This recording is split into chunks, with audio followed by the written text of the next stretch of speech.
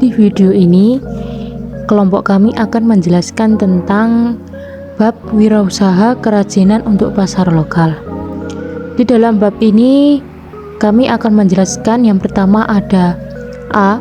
Perencanaan usaha kerajinan untuk pasar lokal. B.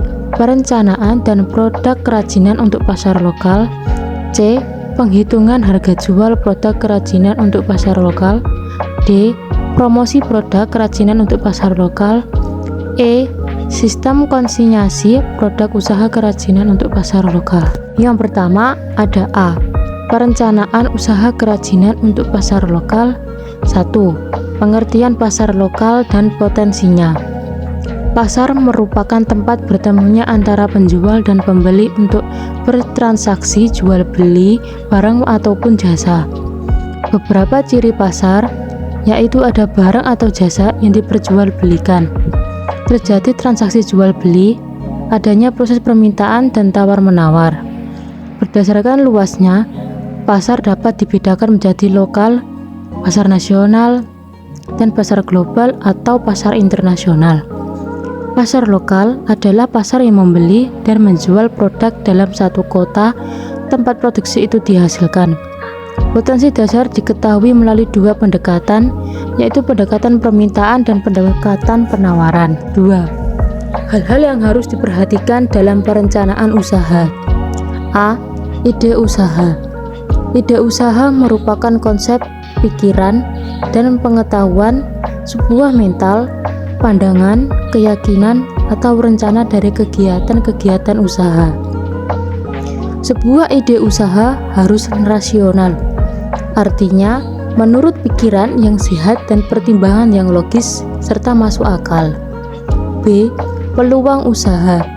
Peluang usaha adalah sebuah kesempatan untuk menjalankan kegiatan bisnis atau usaha guna mendapatkan keuntungan dengan cara dan strategi yang telah ditetapkan.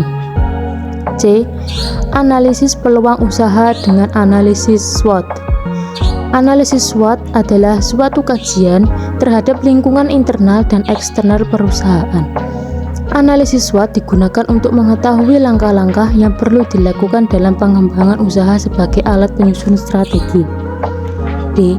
Sumber daya usaha. Sumber daya yang dimiliki oleh perusahaan dapat dikategorikan atas enak tipe sumber daya 6M, yaitu man, money, material, machine, method, market. E. Administrasi usaha. Dalam bidang kewirausahaan, administrasi usaha berguna untuk mengurusi semua surat menyurat data dalam kegiatan usaha. Administrasi usaha terdiri atas perizinan usaha, surat menyurat, pencatatan transaksi barang dan jasa, bukti transaksi ekstern, pencatatan transaksi keuangan, dan pajak. B. Perencanaan dan produksi kerajinan untuk pasar lokal. 1. Pencarian ide produk.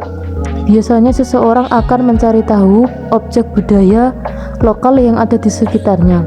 Setelah memilih dan memilah, kemudian mulai memikirkan pertanyaan-pertanyaan tersebut dapat diungkapkan dan dieksekusikan bersama kelompok dalam bentuk curah pendapat atau brainstorming. Yang kedua, membuat sketsa. Sketsa merupakan sebuah gambaran kasar, rancangan, atau rencana yang dapat digunakan untuk mengawali pengerjaan sebuah produk. 3. Rasionalisasi. Rasionalisasi adalah memilih ide terbaik dengan mengevaluasi ide-ide yang muncul. 4. Prototyping.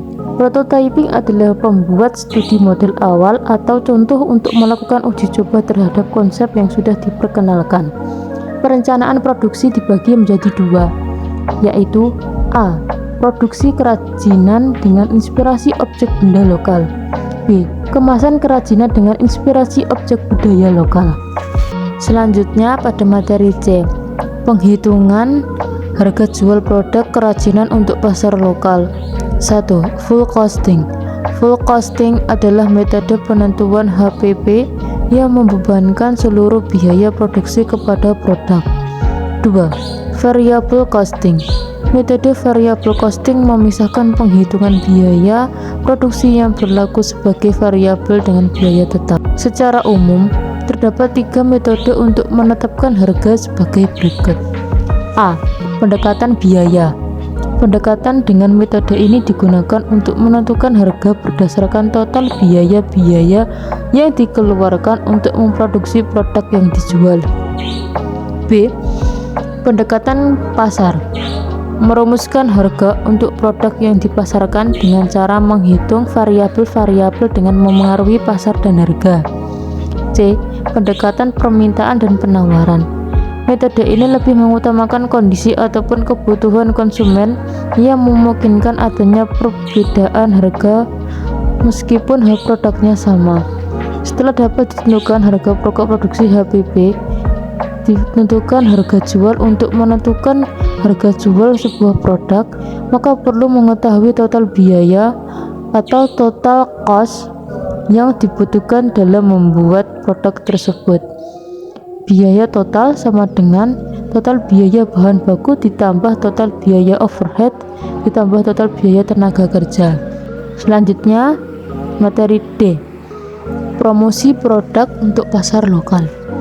Promosi adalah suatu kegiatan dalam bidang pemasaran yang merupakan komunikasi yang dilaksanakan oleh perusahaan kepada konsumen atau pembeli yang memuat pemberitaan, membujuk, mengajak, dan memengaruhi segala sesuatu berkaitan dengan barang yang diproduksi untuk konsumen.